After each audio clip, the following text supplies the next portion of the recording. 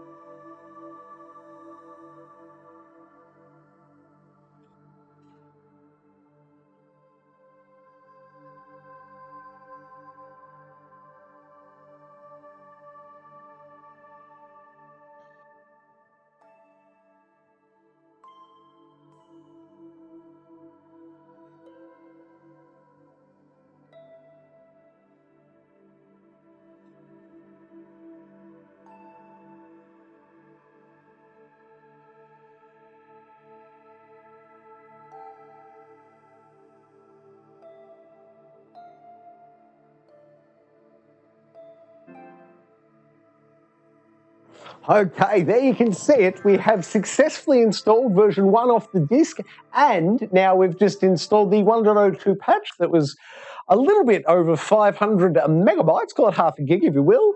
Very nice and small day one patch. Oh yeah, we're just going to quickly button through all these, get into that main menu, make sure that we have the full and complete package installed, make sure it's not quietly trying to install something in the background. Make sure we've got all the packages so we don't need to download anything, but we will also check that what performance options we have. Is there a 60 frames per second mode? Is there a 30 frames a second with ray tracing? Who knows? We'll have to get into that menu and find out exactly what Gearbox have installed for us with the latest installment in the Borderlands franchise. My goodness, I loved Borderlands 3. I have no idea whether the characters I've created in 3 can be brought over or whether whether we must start new characters in this. I'm not entirely sure. My goodness, it's interesting just noting that this loading screen doesn't even exist on the PlayStation 5 version. It goes 2K splash screen almost immediately. Oh, there might be one other screen of third-party service providers, and then it's straight into the main menu. It is fascinating comparing what last gen and this gen can do. There you go. It was the 2K logo straight into that one, straight into the main menu. Fascinating that they had the extra install screen in the last version. Man, you can really see it in that tiny Tina's Wonderland, in that writing there. It really stands out the difference between the PlayStation 4 and the PlayStation 5 version. This specific screen is so much crisper and cleaner on the PS5 version. I encourage you to check it out on the channel. If you go back and have a look at the other install video for Teeny Tina's Wonderland, it was for the PlayStation 5. And you can compare there the screenshot for this screenshot. It's quite amazing. All right, graphics, performance. Don't tell me about my NAT, thanks.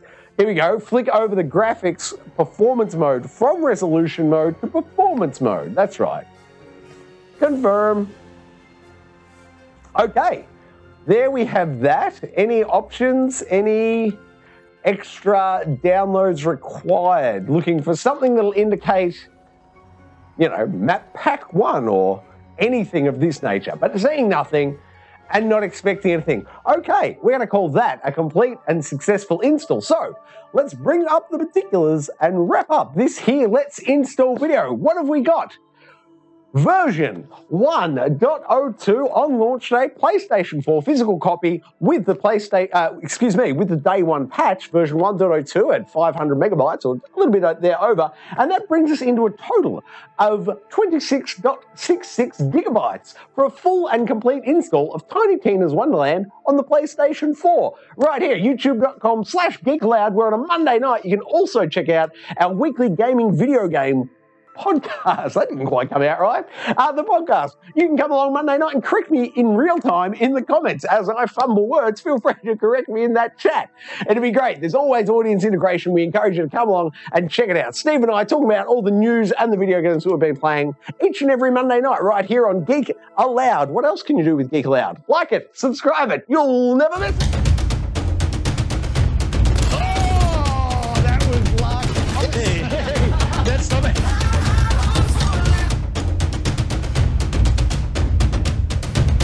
Love everything about it. Ooh. Old Uncle Donkey. Donkey.